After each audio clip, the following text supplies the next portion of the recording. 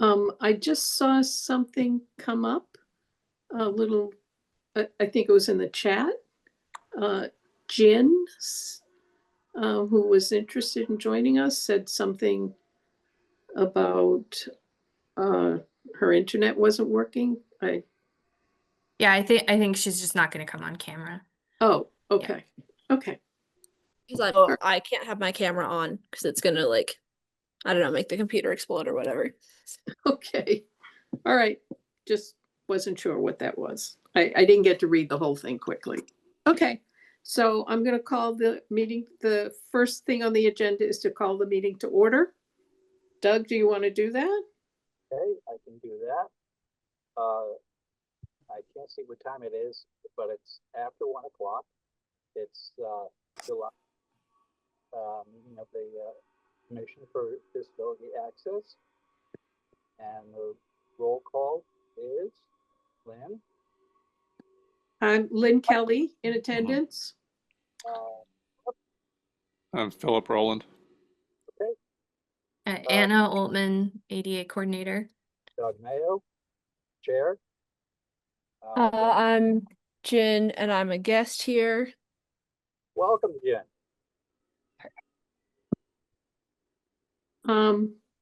So the next thing, Doug, is to approve the minutes from June 12th, 2025 meeting. Does anybody have any problem with the minutes? Any changes? I did not. Okay. It looked good to me.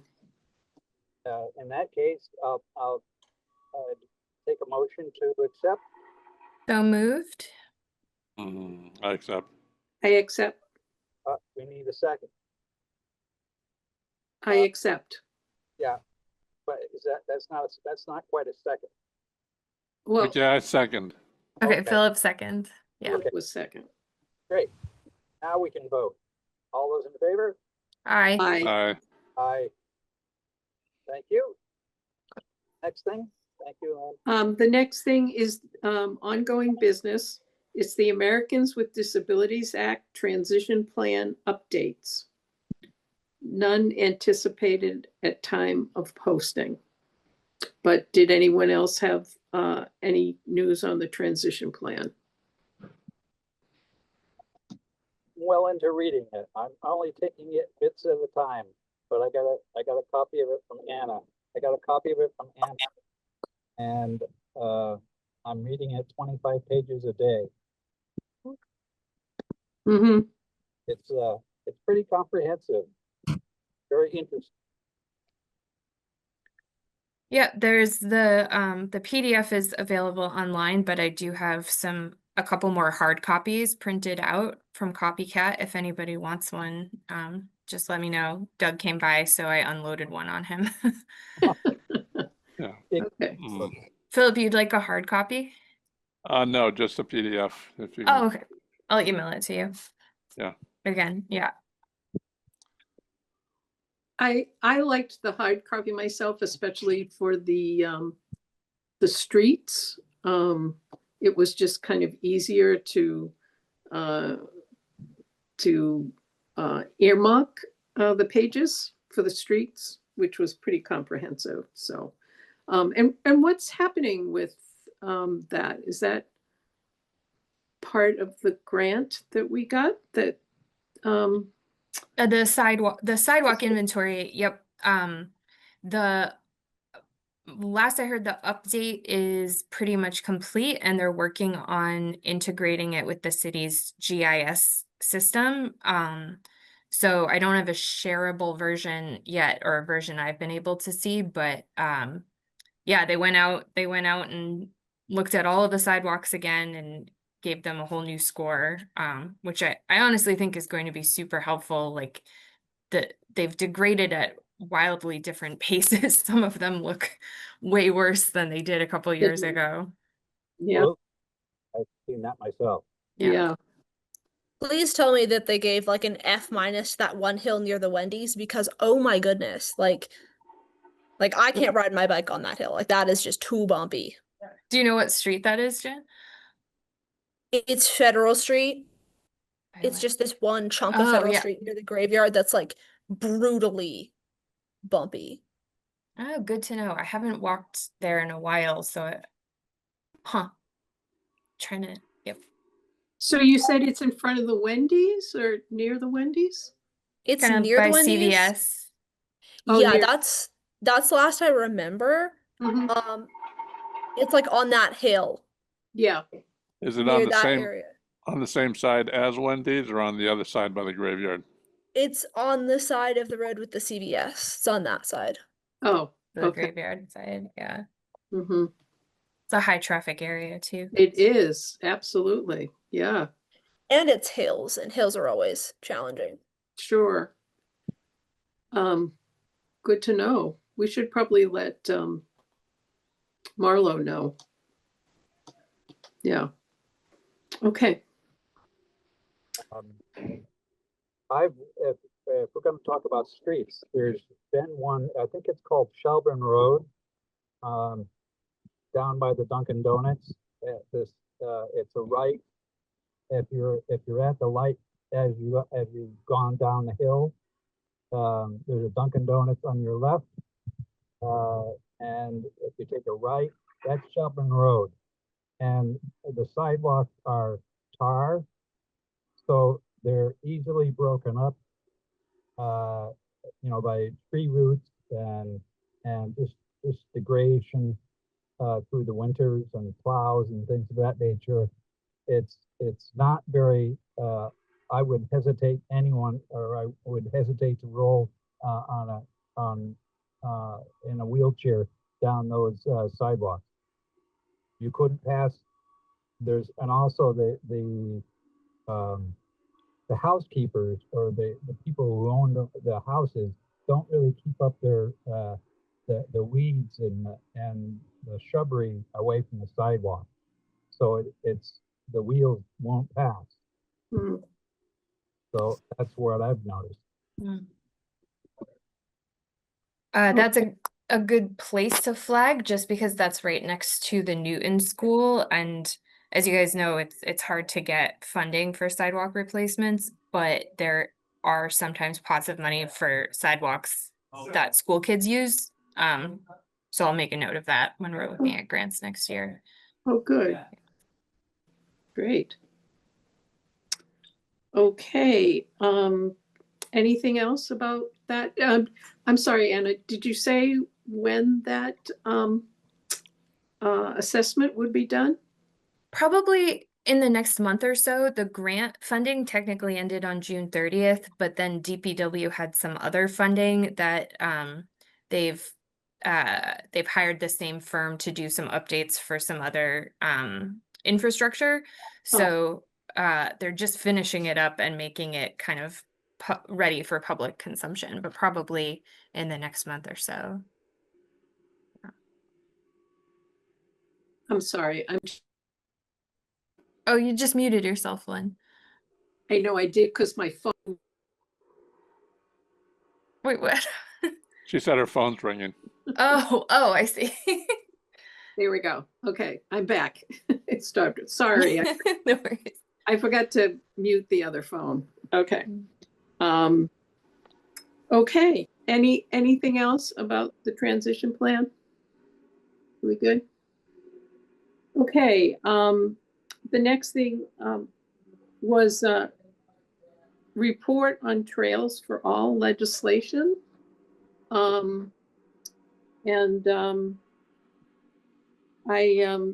did read the newsletter. I don't know, I know that Anna sent the information from the Woman Meg. It did not make it into, funding did not make it into this particular bill, but they're still, requesting feedback from the community. And one of the things was to maybe write something in the newspaper.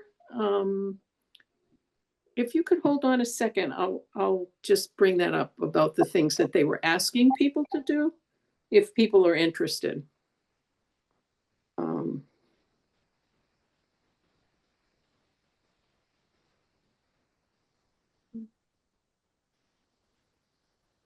So folks know this was the environmental bond bill. Yes. And one thing that the Trails for All group also mentioned in their newsletter about this is that even though the legislation didn't end up going through, they feel that the pressure is working in the sense that the bond bill mentions accessibility, which it never had before, and Mhm. in several places, so that even though they weren't successful at getting the funding and the working group kind of set up, it does feel like the pressure is kind of pushing the needle, which is good. Sometimes that's all you can do. Yeah. Okay. So in their newsletter, they talked about there's an accessible trail week, July 21st through the 25th. And that's in the newsletter that can be sent out. And it's to coincide with Disability Pride Month and the 35th anniversary of the ADA. And it looks like there's one event in our area.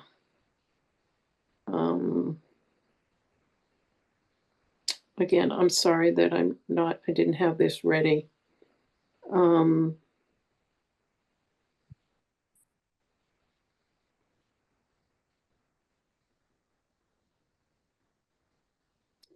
Well, let me back up then. There was also, what they did was they evaluated a new trail in Amherst. It was called the Hickory Ridge Accessible Trail, and they gave a review of it, and they went out and actually used it, and it was not very good. The trail had a lot of problems with it, and their consensus was that they would not call it an AD accessible trail. There were lots of areas where it was washed out. It hadn't been graded in a way to accommodate that. And they said that it was clear that they had not had input from the disability community when they put the trail in. So I thought that was really interesting that they went and did a walkthrough really, and let people know, if this is being touted as an ADA trail, it really isn't going to work for people. So that's kind of a good example of what this Trails for All does. Just like one small example besides the legislation piece. So I found that pretty interesting. And then they also, in terms of the legislation piece, they were asking people to obviously write their representatives, but there is a hearing that's going to be on the 15th of July from 1 to 5 p.m. And if anyone is interested in speaking at the hearing, they have talking points, and they were saying it's not as scary as you think it is, but that they were really encouraging people to sign up to speak in the meeting, in the legislative meeting, and give your experience of accessing the outdoors. And all of those are different ways to just bring more attention to it.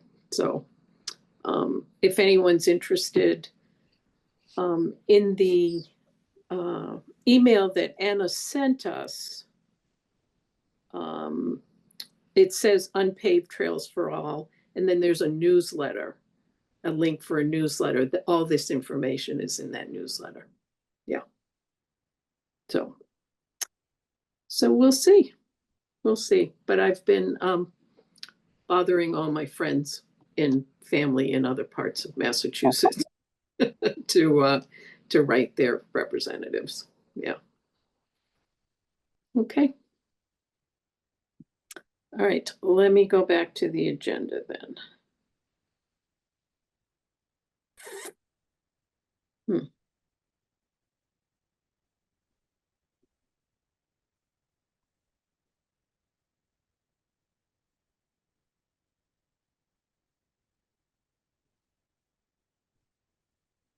Okay, so next on the agenda was committee members discuss their experiences with disability to select stories to share in the local media. And I think maybe Philip talked about that last month. I was Christian. Oh, you're I discussed it just a little bit, and there was talk about me writing something up. I've just had a whirlwind of family issues to deal with and other stuff to deal with for this past month, and I haven't been able to do it, but I will be able to do it sometime fairly soon to put in an initial article Okay, of my experience with it, and hopefully that might encourage some other people to share some of their articles with it. And this would be in the form of an article or an actual article in the Greenfield paper, or what sort of format? And what, how many words should I put into this? What size? That sort of thing. Where is it going to go? Do you have any idea? It would probably go in my turn. My turn? Yeah, because that allowed for more words to be printed. It's, if you do it as an opinion, it would only be 250 words. And do you have any idea how long in terms of words my turn is? I think it's 700 maybe. Yeah, Okay. That's good. That's helpful. good. All right.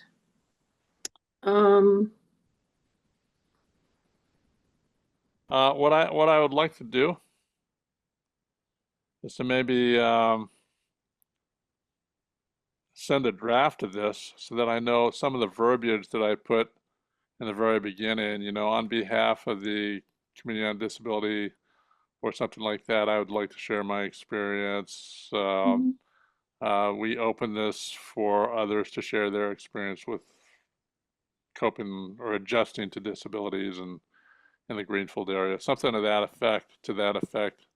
If I could run that by the folks within this committee,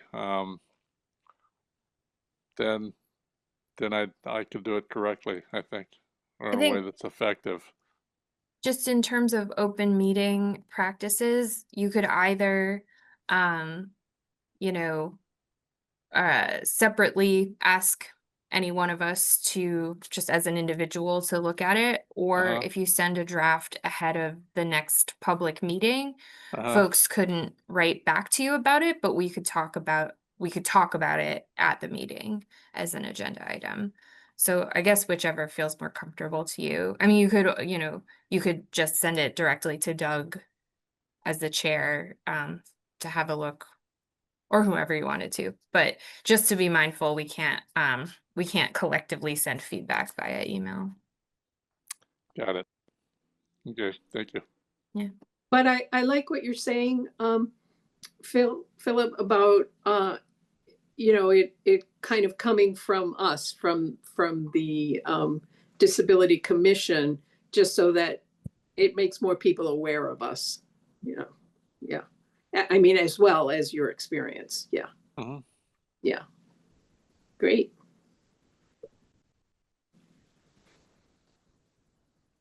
Anything else about that? well, I shared my story with Anna, because I had something published, and it was in a book, and I gave Anna a copy of the book, and it basically details, how, my disability has affected me, and then how I still managed to do things, didn't let my disability stop me from working for 44 years in human services and doing the best I could with alongside my disability, because I was working with people with disabilities, and I was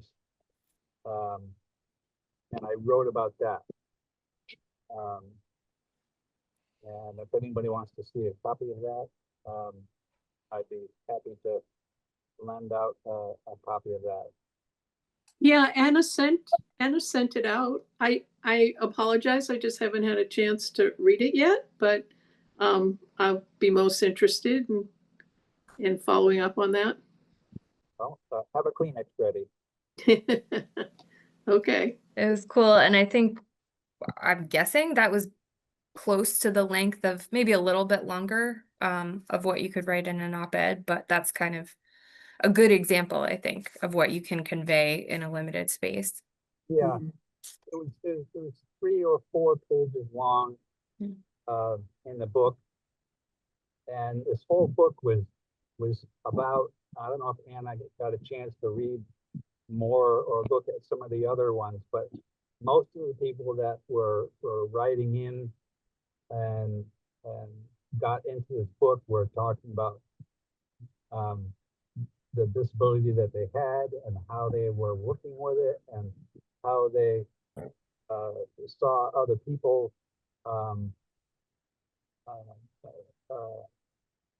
not abuse them, but just ignore them, and you know, through their lives, or and how it made them feel, and how they got help. There was really some really heartbreaking tales in that book, and I wouldn't include myself as a heartbreaking tale, but there was a lot of tales in there that were. So I would urge you. It's out of print now. It's I forgot the name of the book, but anyway, I can. If you all got a copy of it, you can always take a look at it, and I think Anna might have just copied what I wrote, and if you want to see in terms of what other people did with their disability and how they worked with it and how they became productive, community serving people. And that's true of it. It really hit home for me because, you know, my chances, even though I'm disabled, doesn't mean I can't contribute to community meetings and committees and join the outdoors. Disabled doesn't mean that you can't do it. It just means you have to do it a different way. And that was the big message in pretty much all the stories. I think there's like 20 or so stories in there that basically can convey the same message. And I would recommend that if anybody wants to read that book or flip through it, take a look at some of the articles. Mine is on page 5. Mine is on page 5, but if you already have a copy of that, you wouldn't need to read that one again. But I think it's a good idea, and I might even try to, even though I think Anna's right. Mine is about a my turn kind of event. So I think I would, this week, I think I may just walk down to the recorder and see what I can do to get that in as a my turn. So that is a good idea. And who sponsored the book, Doug? I believe it was a psychologist, or somebody who studied sociology or something. Uh-huh. And it went out in 2000. And it's out of print now. And I went on eBay and bought every copy I could. Mm-hmm. And I gave some to family and friends, because some didn't know that I was disabled and couldn't tell. But there are all sorts of disabilities, and that's another thing that I wanted to project. It's, you may not be in a wheelchair. It doesn't mean you're disabled. I mean, I can walk down the street pretty much, and nobody would look at me twice, say that I had a disability. But the fusions in my neck, my fusions in my legs and in my right arm certainly qualify as disability, but it's not on the outside. It's on Mm-hmm. the inside. And so I forgot my point. Anyway, I think we've shared enough of that, unless somebody has a Philip. I have a question. What's the title of this book? Because I'd like to go over to the library and check it out and look at it. Oh, Tell you what, Philip. here we go. Okay. Trekkers, Trekkers. Okay. true stories by fans for fans. Uh-huh. In the scan that I sent to you guys, I scanned the cover page so you can see the editor and the title. I can send it again as well. Again, it came out in Trekkers, 2000, I think. Fans for fans.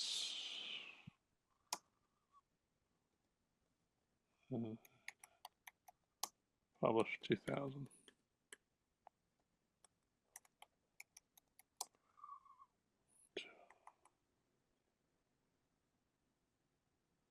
Louise?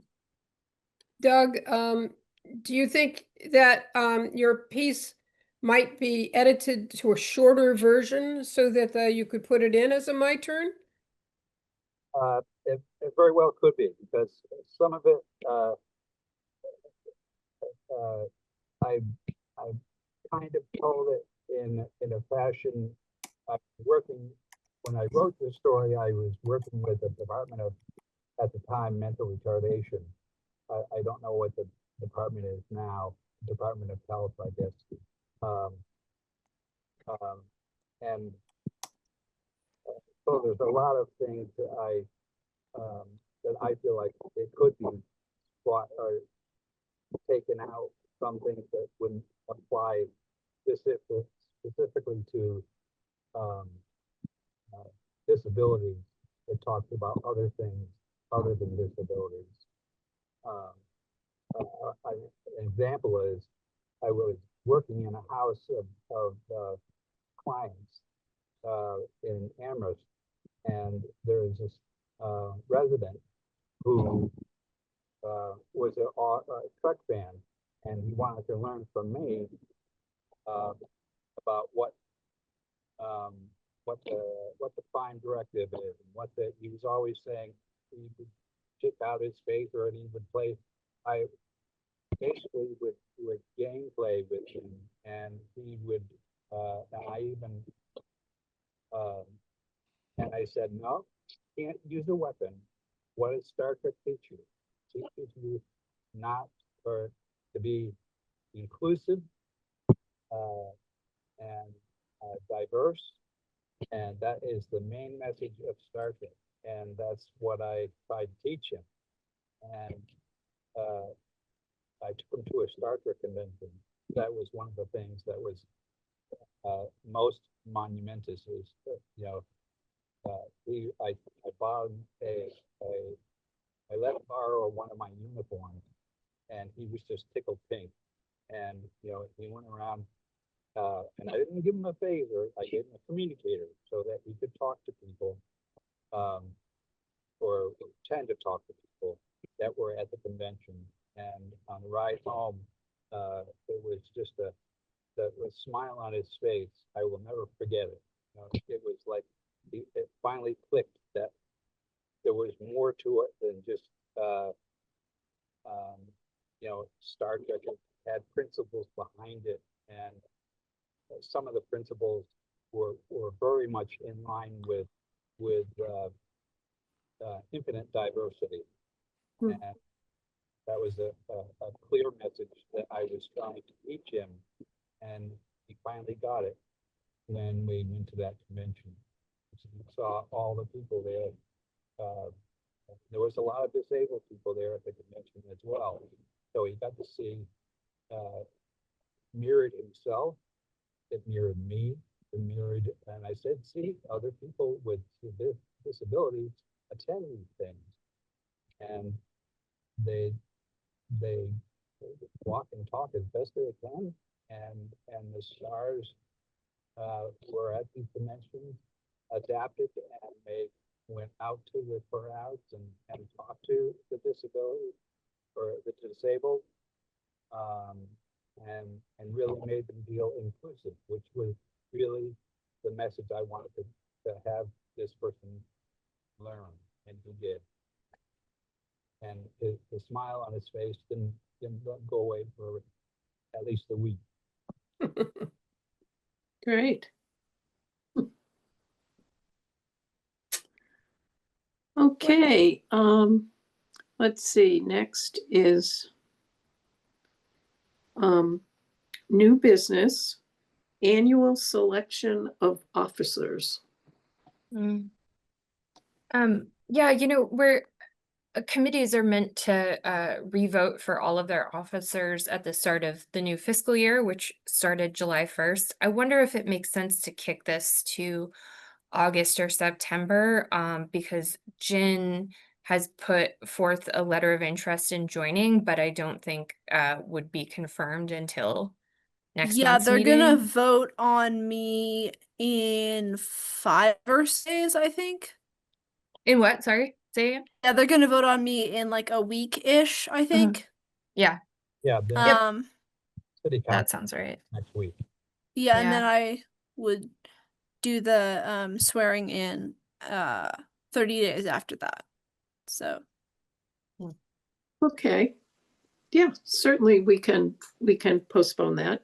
Sounds like a appropriate thing to do. Okay. Be glad to hear you and anything you have to say up to then. Yeah. The guest. Okay, so do we need to make a motion to do that, or can we just postpone it? No, we can just put it on the agenda for next month. Yeah. Okay. Okay. Yep. All right. Does anybody have any announcements?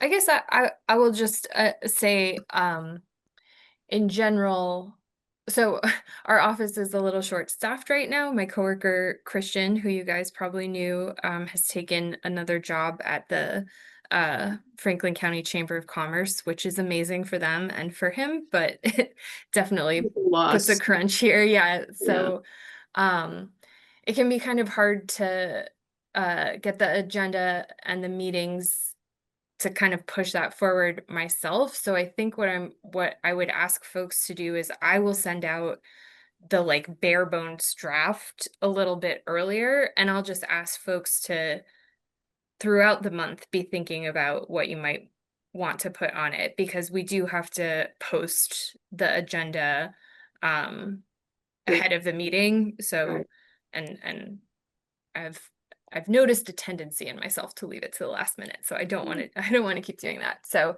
I'll try to get a draft out to you guys a little sooner next month and kind of put the onus on other members to volunteer items. Yeah, I missed the last meeting. We were away. And I don't think I've read the minutes completely. I'm just wondering where we stand with the connections for electric chairs, power chairs, and also have we made any progress on writing articles about accessible housing? And is there any thought about anyone from the CDA attending planning meetings to encourage the city to think in terms about accessible housing? Those are three questions that I'm stuck with. The power chair charging I can answer. We voted last month to allocate the funds to purchase it, and so I'm working with the senior center director and our facilities manager to set that up.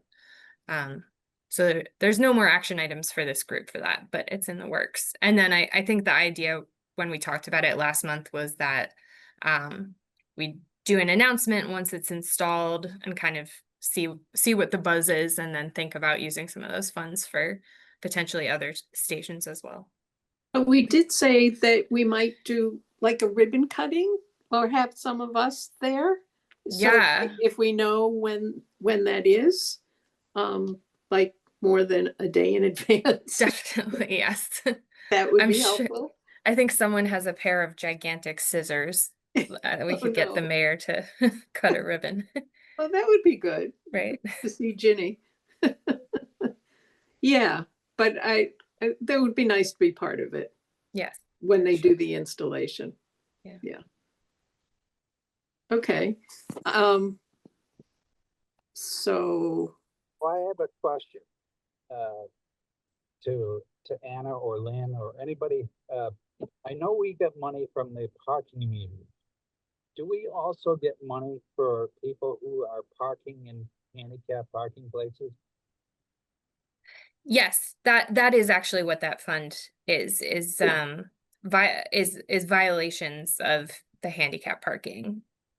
Now, I have noticed, especially in the last couple of days, that where I was having severe walking problems, I would go to the bank, Greenfield Savings Bank, and somebody was parked in there with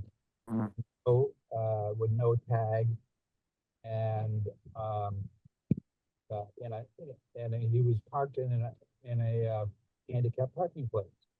Mm. And I can't tell you how many times that has happened to me, especially on Main Street. I do most of my business on Main Street, and there's a lot of people who just say, "Oh, I'm just jumping in to get something real quick, real quick." Well, real quick works for you, but it doesn't work for me or any other handicapped person. And those signs are up for a reason. And I was thinking is, who comes up with the amount of money that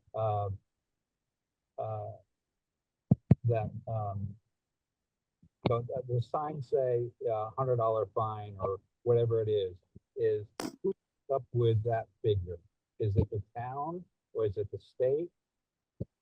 Because I think it's my personal opinion that those tags, those signs that are so clear that are on there's usually a sign there and something on the roadway going into the parking space, that there's no reason why a non-disabled person can't find another parking space when there are so few. I think there's only 2 in Greenfield Savings Bank, and I ended up parking in a non-parking area and I put out my tag, but it was that by the time I came out, it was 20 minutes later, and that truck was still there.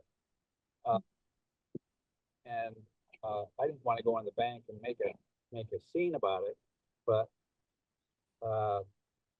if it happens, to me, the logical conclusion of this would be if the town sets the rate that people are being charged for parking in a disabled parking area, I'm of the opinion that we should up that ante and make it hurt a little more, because it's hurting us, the disabled. and it's not an outrageous fee right now, so people could say, I can deal with that. Some get real mad, some yell and scream, but they end up still having to pay it. But I just don't think that there's that much incentive with the rate of pay that they're, or not the rate of pay, the rate of amount that they have to pay if they get caught. So I'm not sure if the town, we should talk to the town about that, or we go through the city council. But anyway, I want to throw that out there, that is a continual problem, and especially on Main Street when the stores are open.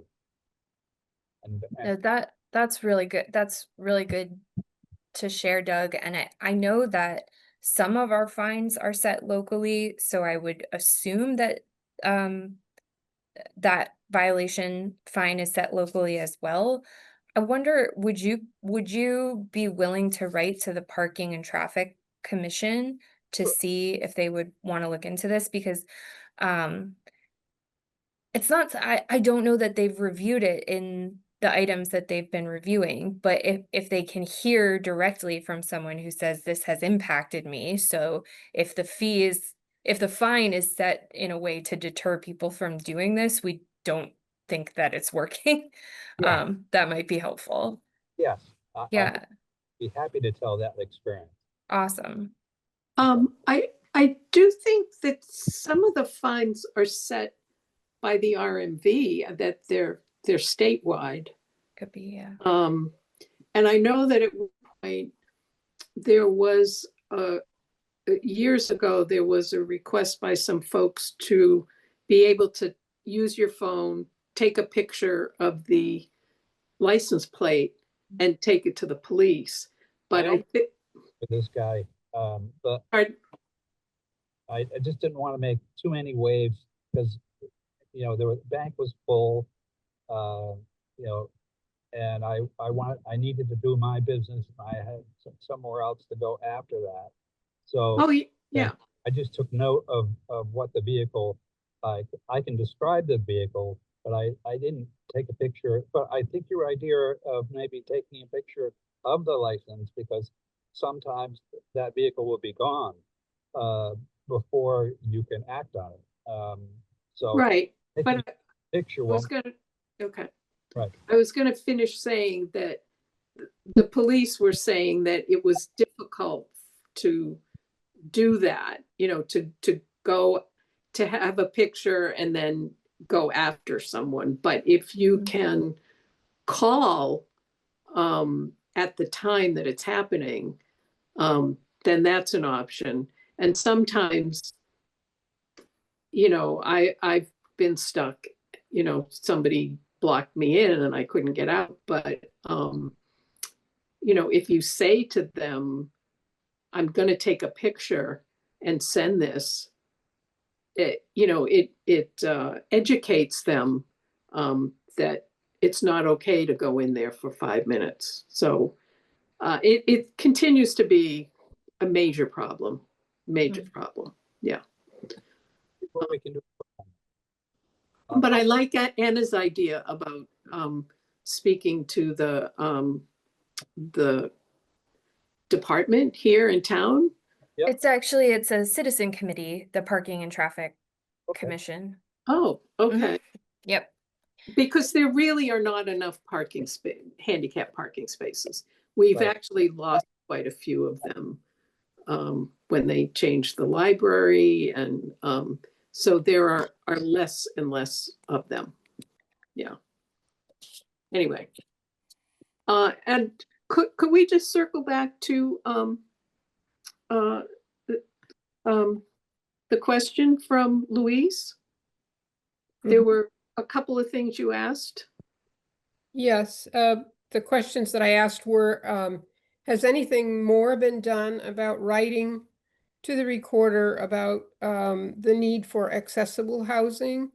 And has anyone ever attended or thought that somebody from the commission should attend planning committee meetings, planning Planning board. board, thank you, meetings.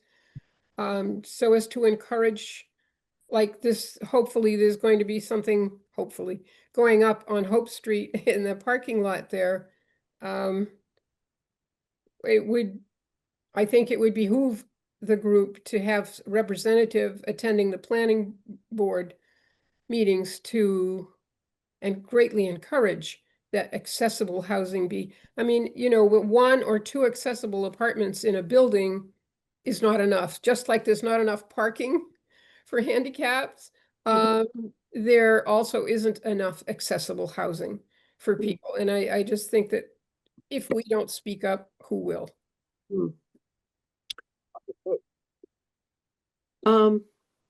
In terms of the people going to the planning board meeting,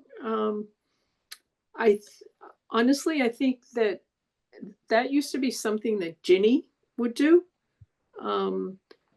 I know that for some of us, it's a little bit hard to go to meetings in the evening. That was one of the issues that came up. You know, whether it be transportation or not being able to get out. But I mean, I think we try to be more included, that the planning board will send us information and actual plans when someone comes before the committee. But I see what you're saying. This would be even more proactive than giving our input at something that's already, you know, being looked at.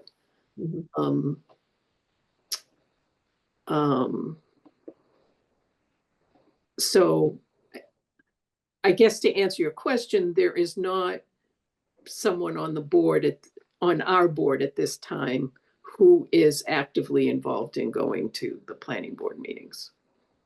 Yeah. Okay, thank you. Yeah. I would say I would agree that it would be great if somebody was available. And I also think evening meetings are hard for me as well. And I think that most of the committees are pretty responsive to written comments as well. Like any one of you can write as a commissioner from the Disability Access Commission and say, you know, we have concerns about the amount of accessible housing. Many of you guys have friends, you know, or your own experience with trying to find housing that is suitable. I think they'd be receptive to that as well. Yeah.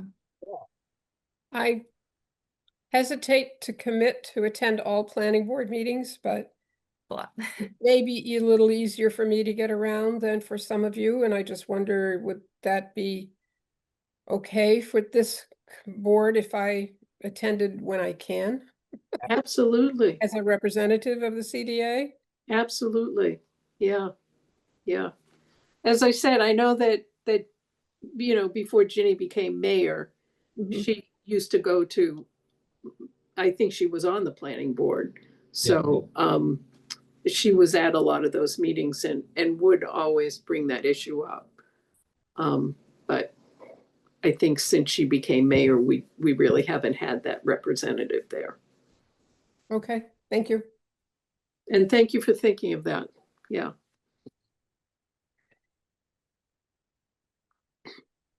And the articles? We just talked a few minutes before you joined us that Philip was going to be working on his article.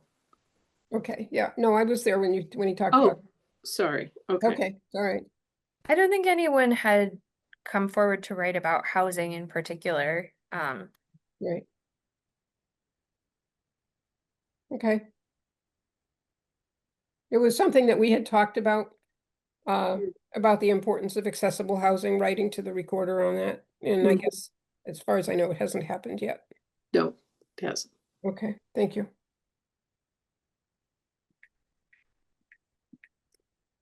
Okay, I think we're at the end.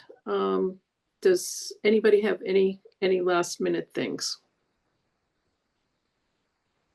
So Doug, that was announcements. The next meeting is August 14th, 2025.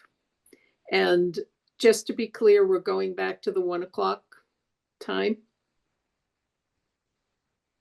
for our meetings. If Yes. that works for folks, yeah. Okay. Does that mean that the woman who was with us earlier who needed to come at 10, has she decided not to come anymore?